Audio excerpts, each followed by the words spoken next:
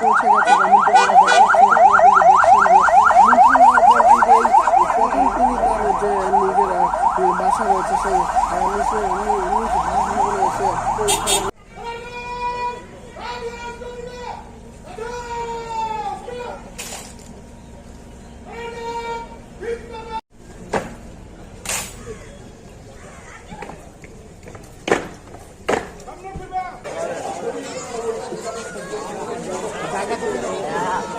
পরীক্ষা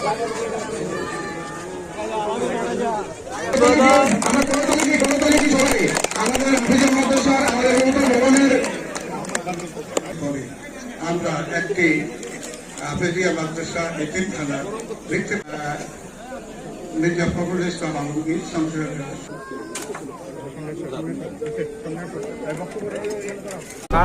আমরা ঠাকুরগাঁয়ের জনগণ কাছে আমি ব্যক্তিগতভাবে ঋণী, বরাবরই তারা আমাকে সমর্থন দিয়েছেন এবং সেই সমর্থনের কারণেই আমি আজকে কাজ করার সুযোগ পেয়েছি।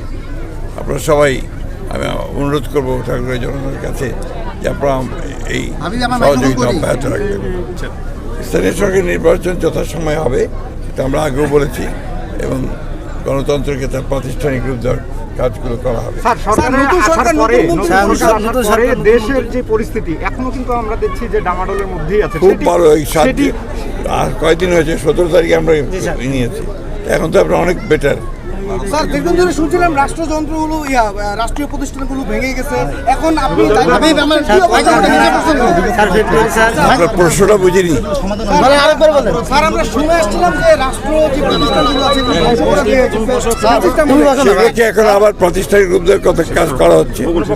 এনসিপি থেকে বলা হচ্ছে যে এই বিষয়গুলো সমাধান হয়েছে, হত্যার যে ঘটনাগুলো এগুলো সমাধান হয়েছে, আবার নতুন করে বিএনপি এগুলো তদন্ত করবে। ভাই, এটা এখন পর্যন্ত যেটা আমাদের হোম মিনিস্টার সাহেব, স্বরাষ্ট্রমন্ত্রী যেটা বলেছেন সেটাই হবে এবং যেহেতু তদন্ত হচ্ছে দরকার যদি প্রয়োজন হয় তদন্ত হবে। এখন তো এটা মূলত তো আপনার আদালতে আছে।